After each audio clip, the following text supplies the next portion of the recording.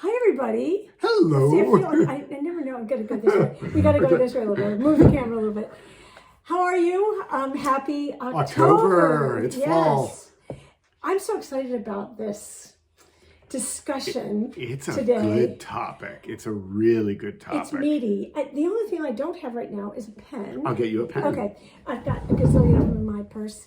If you're joining us for the first time, welcome. The goal here is to choose a topic, have you ask questions in the chat, and help you think about your sewing and quilting in a new way. Today we've got a really tricky topic, which is UFOs and wrangling them. You know, we talked about wrangling is just kind of because some people can feel overwhelmed by them, and there's a lot of different aspects of them. Categorizing them, when to let go of them, what to do with them. And ultimately, our goal every month is to help you enjoy your love of quilting and find how to get there. And the UFOs are definitely a reality for most people. I think I've met 2 or 3 people ever who don't have any. It's typically just, they're new quilters. So, thank you for everybody signing in and welcome. I will tell you, we had a little bit of a debate about this topic because typically our goal is to inspire you and to teach you new techniques. And Bill was saying, you know, he was worried that we weren't gonna be showing a ton of quilts because this is about you. Well, it's not just that, but this is a topic that's a discussion topic. You know, we have UFOs. We don't want to show you our UFOs. What we want is we don't have many UFOs. No, though. but we have some. Everyone has some. Yeah. But it's more about the thinking today. So we're not going to be revealing lots of quilts. We've got a couple things to show you. Although we do have a palette of the month. Yes. Yeah, the October palette of the month. But we want to get to the discussion. And So but let's quickly do the palette of the month before we get started, because we're winding up 2022, and these palettes will continue to have in our inventory next year, but we will not be doing new palettes next year. This was kind of a 12 months this year. Yeah. So we've just made it live on our website. But it is the Harvest Bundle. And I mean, come on, you need a bit of autumn, don't you? But what I love about this is it isn't the bright yellow and the bright orange. There's kind of a bittersweet, you know, berry to it. And there are a bit of those kind of, there's some deep kind of eggplant in it. And there's kind of some soft, desaturated melon kind of colors, but together we're always hoping to inspire you by some slightly unexpected combinations of saturated and desaturated, light and dark. And it's not your typical, this is what autumn is for everyone. Yeah. So it's very soft and kind of cozy feeling. So and we Harvest. Also, it's the Harvest Bundle for sure. And I think Harvest is, you know, to me, it's a beautiful concept because it's about having worked so hard for the bounty of your work, whether it's making a quilt or literally harvesting crops. And for those of you who don't know, Bill's sister is a farmer in France. She is. And they had their harvest a little bit earlier. Yeah. But anyway, we love this palette and hope you want to make something fun with it. So be sure to add some questions as we go along in the chat, and we'll get to them as much as we can. We had a couple that already on both Instagram and Facebook that we will get to. But I want to start with kind of the breakdown of how things become UFOs. And some of these may sound kind of like, I think there's an unconscious dialogue and narrative that goes on in one's head with these. And I do want to just quickly step back for the new quilters who, you know, may not know the term of UFO being the unfinished objects. which are common. So I just want to make sure that was clear for anyone who's a new quilter. So I think the main thing I think we want to do is just kind of go through how and why things become UFOs, because I think people sometimes aren't even aware that it's happening. So the first question that we are suggesting that you think about is, how did it become a UFO? Why is this, if you look at all of your projects and you were to unpack them all, and people tell me they feel frustrated and overwhelmed by their UFOs. So that's the goal here. And they often feel a sense of judgment or a failure that the unfinished projects even exist. Right. So I think it's important, as you're looking at your UFOs, to sort them out between and to determine, is this a UFO because you wanted to take a class with somebody and there was an assigned project and you started the project, but then you realized it wasn't for you? Yeah. Or is it... Which is very common. Yeah. Or is it a UFO because your tastes have changed? Or is it a UFO because you're somebody who loves to piece quilt tops, but you don't enjoy the quilting process, and you're not sure you want to sink, $100 or $200 into having it long-armed. Or the time in finishing it yourself. Right. Or is it something somebody gave you? And so as we go through this, we thought... Go ahead. I see. One other thing is sometimes you get a UFO because there's a technical obstacle that you aren't able to do some technical aspects successfully. Or there's a design obstacle. Yeah. That you're not happy with the way it's going. There's something that's not working. But there's some obstacle. It's about the obstacles. And I think that this whole discussion is about helping you see the obstacles and then make decisions about how to overcome them, or whether it's worth overcoming. At all. Because not everything is. And I think that's a very important thing to put out at the very beginning, that the concept that because it's unfinished doesn't mean it has to be finished. Right. So we're going to tell you a couple of different stories about how we have approached our UFOs that I hope they're from different angles, and I hope that will be helpful to you. And probably the first one is our United States of Green, which is behind us, which took us 7 years. And it was mostly my quilt. I started it because I love green, and but I wasn't, I was working very intuitively. It's a very different kind of quilt. Yeah, it wasn't like most of the other quilts that we have done, where we, design the pattern and then we start making it from the pattern. I knew I wanted to do something with it, but I wasn't sure what I was going to do. But I got lost from a design perspective on the way. I was still excited about it, but I put it aside, even though I had a tremendous amount of work and fabric involved, invested in it. But I was still excited about it. And that is kind of like the first part of the decision tree. Are you still excited about it? She was excited for years and continued collecting greens, and actually would sit down and periodically, either of us would do it, sew yardage.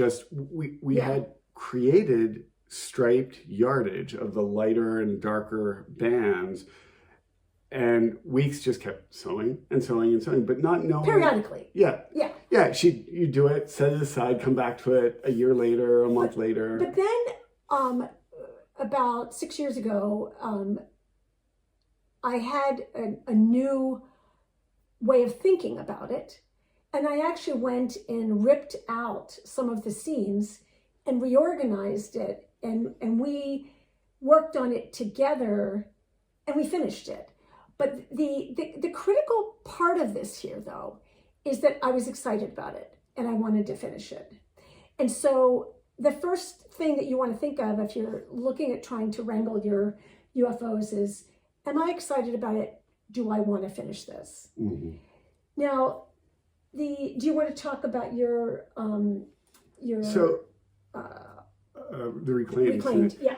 So, and we will get to helping you break down these, Yes. but this is also in the category of things you're excited about. This is very different. You can't see the whole thing. We have it in stash? No, it's in issue 12. Yeah. The reclaimed quilt, and I talked about this briefly in an earlier Quilts First, but it was a concept that I had. Here we go. I had illustrated let me show you the idea. It's working with grunge fabrics there in that corner. Can I see? And this one. Yeah. So I had done illustrations. I had it pinned up. I have a giant bulletin board in front of my workstation for years. And I was really excited about the idea.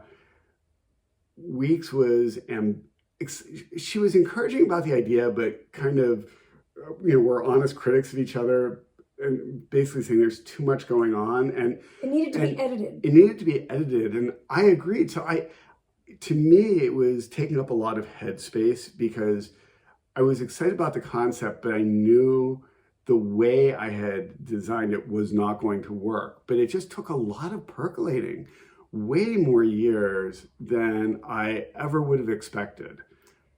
But we were both really happy with it. So it needed to be edited. And that was like, for United States of Green, I didn't have any path. You had a path, but then it was kind of like an additive process versus a reductive process. And so the idea of the UFO, one of the things that this is important is, in her case, she had cut, she had sewn, she had assembled. In my case, I hadn't even gotten to the sewing point yet. But it was unfinished in that it was an idea that was exciting to me. And in some people's cases, it's as simple as cutting a pattern out of a magazine that you see that you love. Right. And knowing you want to do it. And you've got the fabrics. Yeah. So I just want to say, the UFO can be at many stages. It can be unstarted. Yes. It can be halfway done. It can be completely pieced but not quilted. Right. And then, in the interest of keeping it real here, I have my best friend in high school was a U.S. Navy veteran who served in Middle East wars and unfortunately was killed by a drunk driver crossing the street late one night and left behind. At that point, he was a full-time dad to 3 children. And I had known him since high school. I know his wife since high school. And he and I went to many rock concerts together when we were in our teenage years. And his death was a big shock to us, obviously to everyone. And his widow asked me to take his collection of rock concert t-shirts, some of which I was there when they were purchased, and make quilts, or actually I offered, I should say, to make quilts for his 3 children and for her. And so I had this box of t-shirts, and I've made 3 of the 4. And for those of you who've made memorial quilts or finished projects that dear friends of yours started, because I know people do that too, there's a lot of heavy lifting that goes into that in terms of dealing with the emotions of touching the clothing that belonged to somebody who's no longer here, who you love, or the memories. It's just a lot to unpack. It's very emotional. And so I've made 3 of them, and his children all have one. And I have not finished the 4th one. And it isn't that I am not excited about it. It isn't that I don't want to do it. It's, I actually kind of asked myself, why have you not finished this? You've allowed this to stress you out for all these years. and it's my last connection to him. And it's there's just a kind of like there's a finality, a sense of grief here. Of grief. And so I think it's really important for those of you who do these memorial quilts, because I know there's so many of you who do this for yourself or for others, to cut yourself some slack with that as a category of UFOs, because that does require a different mindset and a different energy level, and can be very bittersweet to work on. It's both beautiful to work on, but it also can just be like, just so painful. So that is another kind of UFO. And that's really different from the kit that you bought 15 years ago, or the yardage that you bought 15 years ago and you don't like it anymore. Yeah, very different. Or like I have some things I haven't tossed yet that were samples that I made for articles that I wrote in a magazine, and they were to demonstrate a point, and they're finished little mini quilt tops, and I'm like, I don't know what to do with them. And so, but I've resolved to donate them to a resale shop, and somebody can finish them or do something else with them, make them into a dog bed or something. So yeah, and I think that it's just going back to that first step of identifying what the obstacles are. Is it an emotional obstacle? Is it a financial obstacle? Technical, design. So what is in the way of what is standing in the way of you finishing the project? And I think, as silly as that sounds, if you could sort your projects into categories of things you want to finish, things that you need help finishing, things that you don't want to finish. And that's that excitement category. If you look at something and you're not excited, just like plain not excited, you don't need to keep it. You just don't need to. And I'm a really process-driven guy, that rather than looking at something and feeling bad about it, I like to look at it and say, what did I get from this? Did I, maybe in the case of a workshop that you attended to learn some new technical aspect, you weren't excited, and this happens all the time, you're not excited about the class sample, so you leave with a half-finished block or top, but remind yourself what you did learn, you're applying to all your future quilting. And actually, sometimes what you learn is you don't like that technique, or you're not into paper piecing or whatever. Yeah, you take your paper piecing workshop, you do it, and you're like, yeah, I hated this. That's not a bad thing, because it helps you focus on what you do want to do going forward. And I think it may be a little easier because we both come from design backgrounds, and in design, the majority of what you do does not work. Yeah. It really doesn't. Most of it's dead ends. Most of it's dead ends. And so the UFO is just kind of a reality of life in design. And I think for many people... But it's also in quilting. It's just making. It's like, but it's also different from if you cook, you try a new recipe and you don't really like it. Well, you have it for dinner, you never make it again. In quilting, it's this physical thing. It sticks around. And so I just want people to give themselves permission to say, yeah, it didn't work. And okay, I know I spent money on the class or on the materials. That's water under the bridge. You've spent the money already. You spent it, and you're changed because of it.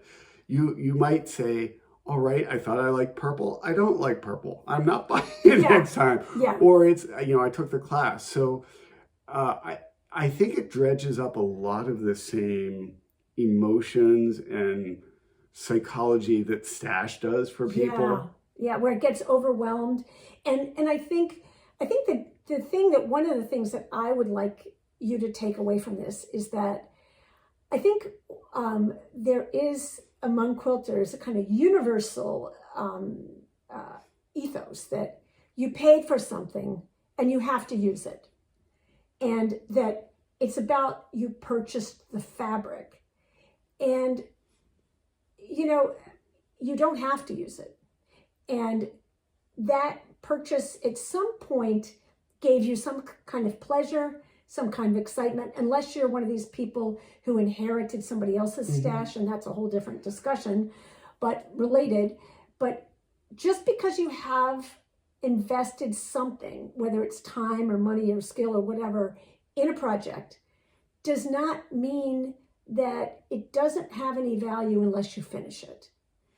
It's kind of like you can read the first 4 chapters of a book and not finish it, and decide that 4 hours was time well spent. You learned that author isn't for you.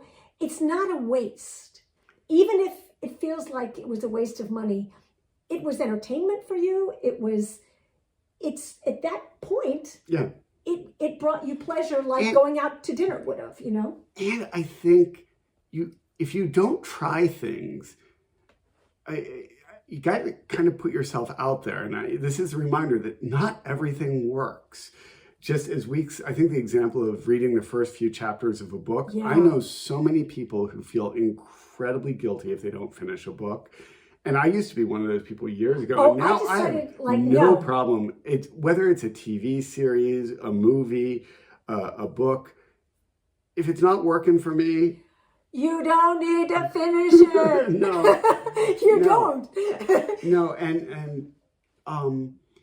but also I don't want to say like everything's good, because if you never finish things and they pile up to the point where it's really bringing you down, then you might ask yourself, where can I get the pleasure? Like, well, that was one of the questions. Yeah, one of the questions. Let's go. And I'm seeing some in the chat too. We'll get there. Of people, there's a common thread of, I started a project and I thought, and I was excited about it.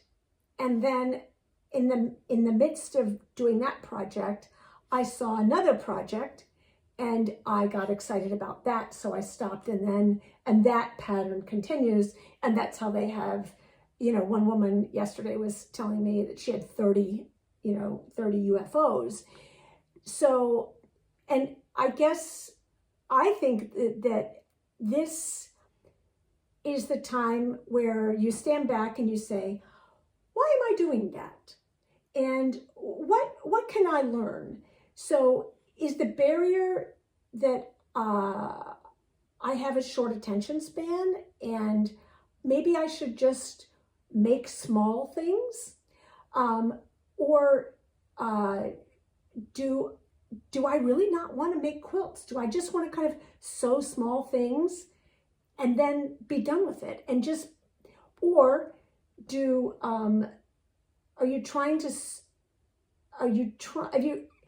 it's not that they fell out of love with it, but they got excited about something else.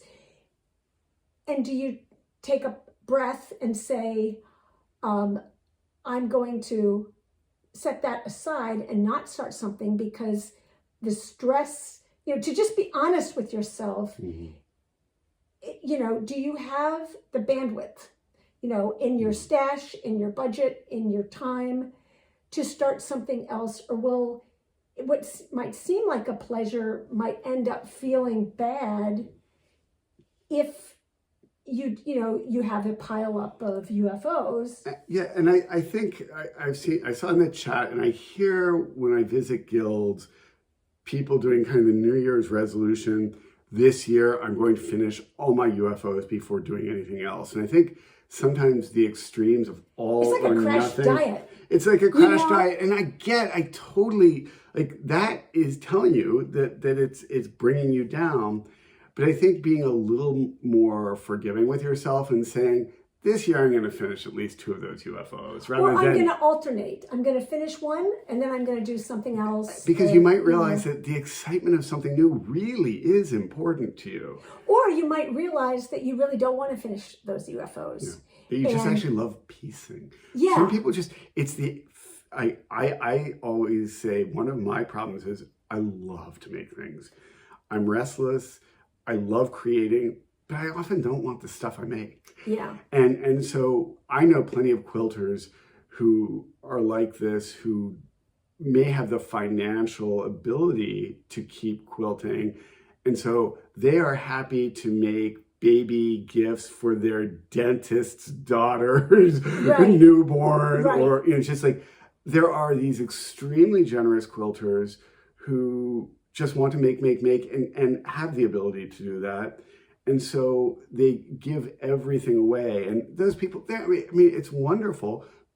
That's not everyone. That's not. But I think Karen's comment of all UFOs are not equal, 100%. Huge, and that's huge. There's a hierarchy. That's the kind of what we're trying to encourage you to think about. That if you sort your UFOs into things you want to finish, but you need technical help or you need time or whatever, versus things you don't want to finish. That's the first major step. Yeah, that's the first thing you really want to do. And then you make determinations about, among the ones that you want to finish, what is the order in which you want to finish them? Is there one that's close to being finished and just needs to be quilted? Is there one that you're more excited about than the others? But the overarching concept that sounds so obvious, but I think needs to be restated when you're thinking about this is your hobby, and it's supposed to be fun, and it's supposed to bring you joy.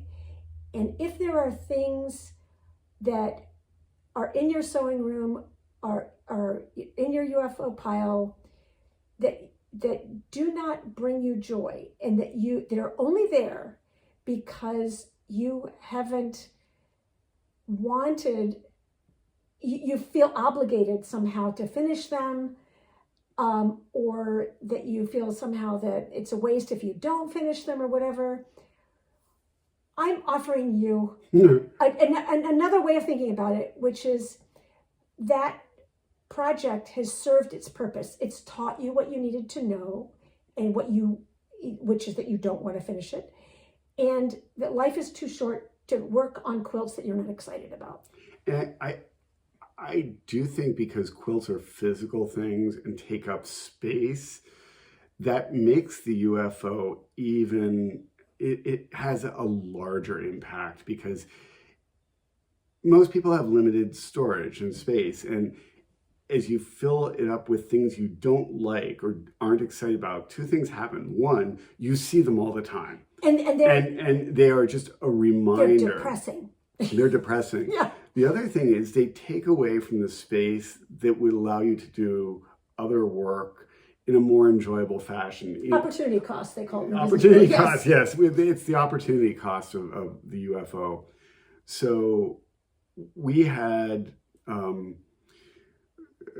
a year ago, we had a little leak near our studio that we had to deal with, and it gave us a reason to actually reorganize everything. It required us, but it also shut down the studio. But it also gave us a chance to rethink how we were using space, and we were ruthless about UFOs, about things that stash. We've been given a lot of things, fabrics, partial projects over the years. And so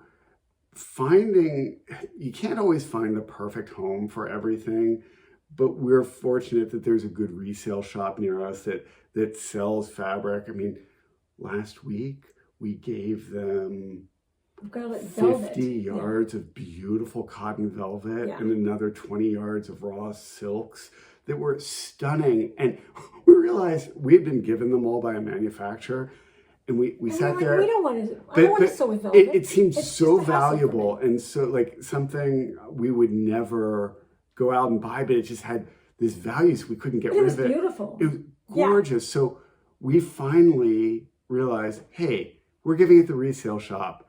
Someone's going to love getting this. The resale shop gives back to community. It's win-win. So, reframing things can be important. So, and one of the, one thing that is a helpful I hope, anecdote for you about getting rid of these things. So when I was in graduate school, I did my master's thesis, and it involved this large model. Sorry to laugh. And it was about beautiful 3 feet by 3 feet. If you've seen like architectural models, it was like that. I spent a year working on this model. It had a lot of all little natural tiny materials, trees cork and and wood. Yeah, it was an enormous amount of work. It was big and bulky and fragile. And I knew I was so proud of it, and it won an award. It was really an important part of my life. But one day I said to Bill, we were moving, and I said to him, I'm going to the grocery store right now, and I have said goodbye to my model. It is not making the move to Chicago with us, and I don't want to know what you do with it. I don't want to see it going in a trash can, because it would just be that image would be too painful to me. So I'm just asking you to make it disappear. And would you do that for me? And he said yes. Yes. And so this is like UFO, it's kind of unfinished business, as a sense. Well, it was just that it was something that meant so much to me, but it was a hassle to own. It was impossible to store. And it was a burden. It had become a burden. It had gone for something that I was so proud of, and it meant so much to me. But as I said to one of my professors, it's not going in the museum of me. Yes. And I did this for a friend who was cleaning out her basement, and she had a really unhappy divorce, and she wanted to move and downsize, and she came across her wedding dress, and it just sent her into this funk. And I said, would you like me to make that disappear? Like she was saying, I don't want to give it to anybody. My kids don't want it. I don't want it. I don't want to carry it around with me. Why am I carrying around this memory of my marriage that caused me so much pain? And I said, would you like me to make it disappear? And she was just like, oh my gosh, what a relief it would be to just say goodbye to it and not know what happens to it. So this is my strategy for you to team up with your friends or family members. If you have a UFO that you're done with, and just ask them to make it disappear. Just because that is a gift to you. It is. And the thing is that for somebody who doesn't have the emotional attachment, I didn't go to that wedding. But don't ask it of the person who just thinks everything is valuable. Like, because you've got to ask the right person. You've got to ask the right person. Because somebody's like, you can't get rid of that. You've got to finish it. I love blue. Look at all the blue. And I think, you've got to choose the right person. Yeah. So I want to kind of get to some of these questions. We have some more to go through, but there's so many questions and comments that are great. And I think Maria's in Florida and survived the hurricane, so that's good. And anybody who's in the path. It's horrible. Yes. So yeah. Good luck, and I'm glad those of you who had to deal with it. I hope that you are able to rebuild soon. We should have started with that, but we were just so excited about this topic. I like PJ's comment about there is no failure. Everything we do gives us feedback. Yes. Mm-hmm. And so this is and then how do you move forward? And I think, being honest with yourself, like, do you love this? Do you not love this? And if you do love it, how are you going to be able to move forward with it is helpful. So yes, I think Christine's comment about taking donations of fabric, and a lot of the Lutheran churches do huge charity quilts. Yeah, they have a whole quilting culture. And to be able to send quilts out there. And that is a great place for a UFO, because there are people who are happy to just piece, or somebody else has a long arm and they can finish it up. And it makes me think, if you do know of a good outlet, or whether it's a thrift shop or some sort of exchange, if you're part of a guild, maybe it's something you do for your guild is ask if one day you can make the offer, like next month when we meet, if you have anything that's bringing you down that you would like to disappear, right, I will take care of that. And kind of just, if this resonates with you, kind of give a 2-minute spiel explanation so that you can help people move through the difficulty. yeah. And I think what Marie's comment about taking classes and ending up with UFOs, I think that's really, really common.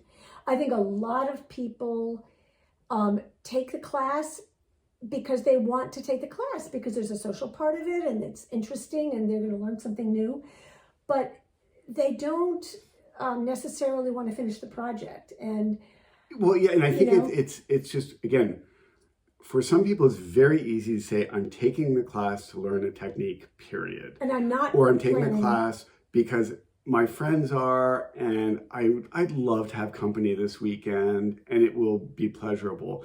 And then they confuse it with the outcome and the product right, at the end. Right, And you've done what you came to do, you know? And so I think if you can recognize that most of the classes you take for that reason, if you cannot hold on to the class project sooner rather than later, because I think the guilt can build up if those all start stacking up. But you can, sometimes I see some guilds are great about recognizing this and saying the month after a workshop, maybe saying, Janet loved this. If anyone finished blocks and would like to give them to Janet, she'd love to put them together. Yeah. Or, you know, that try to tap into that communally if you can. Absolutely. And one of the interesting comments we got on Instagram was so perfect for this discussion, which is that one person was saying, I feel pressured to finish projects sometimes so I can post them on social media because I see other people's projects.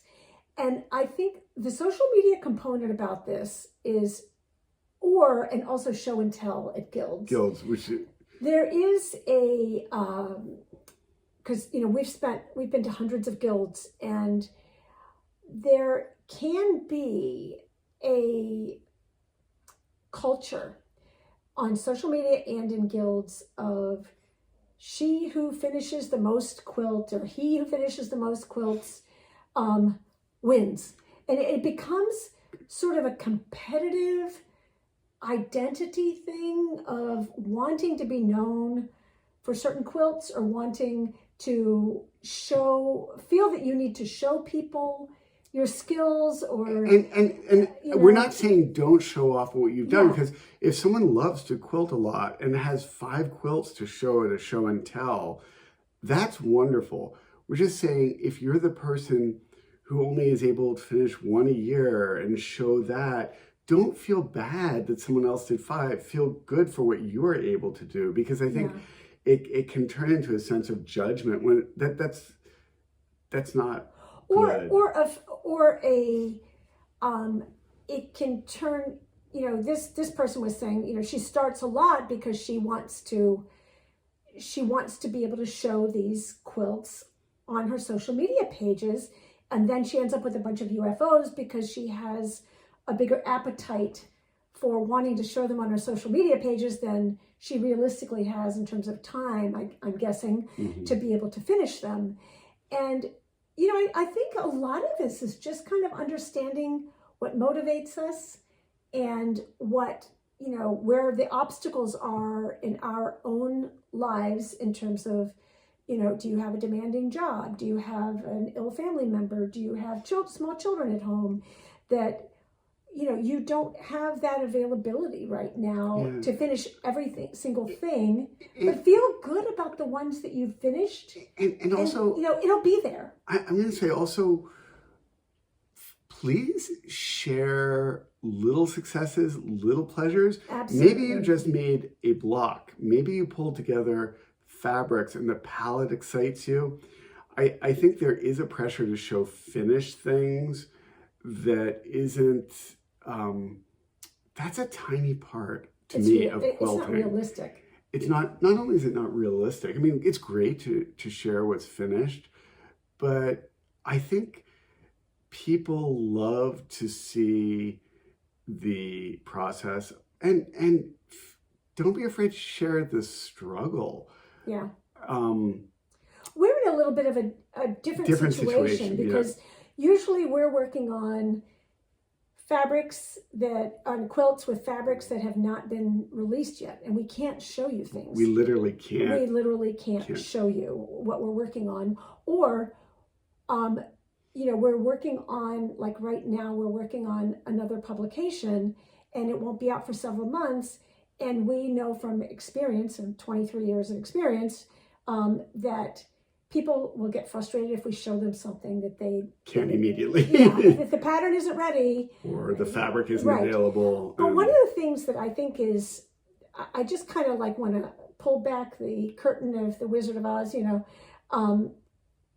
a lot of times people are comparing themselves to fabric designers or quilting celebrities or whoever who have sample makers who, in exchange for free fabric, make quilts for them, and then they post those quilts on their social media. We don't do that, but many people do that. So then they have like this constant stream of a gazillion quilts, and you feel like, we feel like that as well. It's kind of like, wow, I wish I had a gazillion quilts to make, but to show, but time, yeah. And so I think the reality is that sometimes you see somebody being massively productive or massively, churning out one beautiful quilt after another, and they're not always the ones that are churning them out. Somebody else is making them for them, or, And I just saw Antoinette's comment that you tried bag making and won't do that again, and you're fine with it. Same with applique. That is wonderful. And I, as someone who is kind of as I say, a maker, I love to make things. I absolutely love leather work. I don't have any need for any more bags. I don't make, I've made a half dozen things. I'm probably never going to make anything else, but I follow a bunch of leather workers online. It's vicarious. It's like vicarious making. And I'm actually really fine with that. Yeah. That I it's kind of like, I love music. When I was young, I don't know, I probably know how to play a half dozen instruments. I'm a terrible musician. And at some point I realized, like, what I can do is enjoy other people's work. Yeah. I can be the listener. Yeah. And so that kind of vicarious thing it's good. And Sue, I think it was Sue, commented about she understands she can relate to the emotional burden of memory quilts. Yeah. Yeah, it's real. I'm telling you. We have a couple that are, yes. It's my goal to get through that fourth one this year, but it's difficult. So, I think I like also, Sue, your comment about dubious stash fabric in your attic with a label that says, if you haven't opened by such and such a date, destroy without opening. Great idea. And that is also in that category of, you don't want to see it. It kind of breaks the emotional bonds when you don't have to see it. If it's just a box, and we had that for a while where I said, like, I'm going to put a bunch of clothes that I had in a box, and I'm going to put them in a closet, and if I forget about them, then that's a sign that I don't need them in my life. So, and I'm incredibly lucky to have a horrendous memory, so that if we have UFOs and we get rid of them, a month later I don't even remember they existed. Like when winter comes every year, and I don't have many clothes, but winter comes and I pull out my winter clothes, I literally have no idea what I have until I open the box. I don't remember from the year before. So she could throw out all my clothes and I'd be like, yeah, whatever. So, and I know that's unique, but getting rid of things for some people is more powerful. Well, I love Karen's comment about attending a UFO themed retreat and organizing them ahead. And I think that's, I mean, it's kind of akin to a Rediscovering Your Stash workshop where people left with 5 projects. You know, I think there's something also about the fellowship of dealing with the UFOs with other people. I think that's like really powerful. I think it's really powerful. I think you just have to be careful that some UFO retreats very quickly get branded as this is a time to finish everything. And I do think that taking a step back at the beginning and maybe as a group saying, which of these aren't worth finishing? Well, I think rules of play. Rules of play. I like that. I think if you're going to set up something like that with a guild, that the rules of play have to include that you're not allowed to go around to the other person and say, "Oh, you can't give that away," because there are those people who believe that it's you can't let anything go. And I think we're also very aware that many people aren't in guilds. People live in an area without guilds, and this is a time also to, you're all on Facebook here, or those who will be watching later on YouTube. Clearly you have an online presence of some sort. So if you can find support for what you're doing online as well, that can work. And I haven't discussed this with Bill, but I'm going to volunteer at some point. I think it would be fun to host a UFO themed online retreat. For maybe just like pop in for an hour or something and have people on Zoom who wanted. Does that sound interesting to anyone? Yeah, I think that could be really cool. That if people wanted to just sort of have us in the corner to ask questions or whatever, I would be open to. Not a paid class or anything, just like take an hour sometime. This, like a live stream. But if we did it on Zoom where people could actually show, there could be some interaction, or maybe YouTube Live, that might kind of we'd figure it out. But I like that idea of being able to support you as you sort through your UFOs and give you some encouragement. So let us know if that's of any interest. If you want to let go. So any other questions? I hope that you, let me see if I've gotten all of my... and I'm going to quickly jump into Christine's comment about physical limitations. Those are very, very real with constraints on time and energy. Yeah. There are... I've had to deal with it with my, injuries from my concussions from car accidents, that I had a limited... it's very real, and so that is also important when kind of being honest with yourself when you take on projects, that they don't that they work with your abilities so that they don't bring you down. And I think we all. I'm glad you raised that, because I think the obstacles can be physical, financial, emotional. There's so many different obstacles. Absolutely, and I think I'm in a concussion support group. For those of you who don't know, I had the misfortune of being hit twice in a month. Once while Bill was driving, once while I was driving 2 years ago. And rear-ended by most likely people texting. Inattentive drivers. And sewing and quilting made me dizzy. I couldn't really sew for very long for the first few years, and 2 years of vision therapy and everything. It messed up my vision. And, I think part of what we talk about in that concussion group is that, a lot of people are sad that they're not the person that they were 2 years ago or whatever. And I think, we all have to meet ourselves where we are with a hobby. And if you have limitations, I know a lot of people with cutting, hands arthritis in their hands, osteoarthritis or rheumatoid arthritis.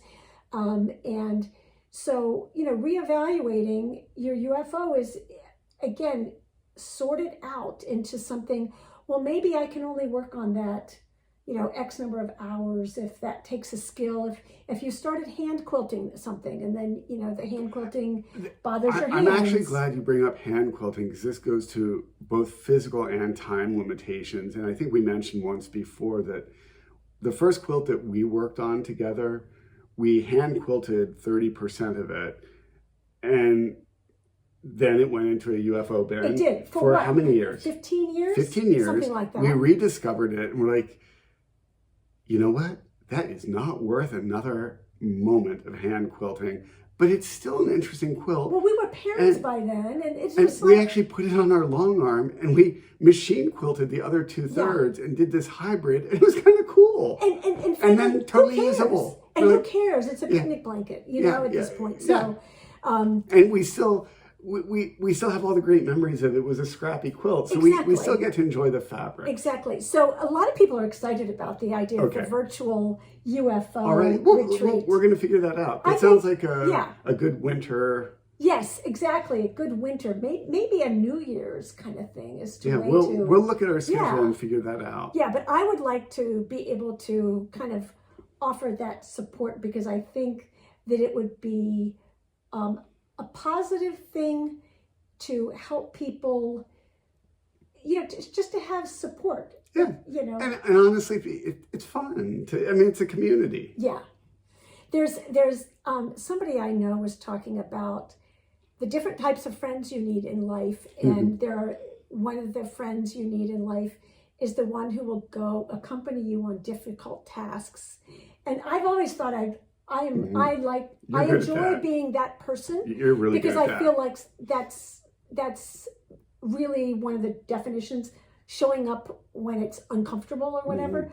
So and you were that for me. You're always really good about accompanying me on tasks I don't want to deal with. So I would love to spend an hour or two some weekend doing a virtual UFO retreat that's 100% supportive. So we will do that. We're going to out. commit to that. And in the winter. So I think the main takeaway here, again, is like UFOs are real.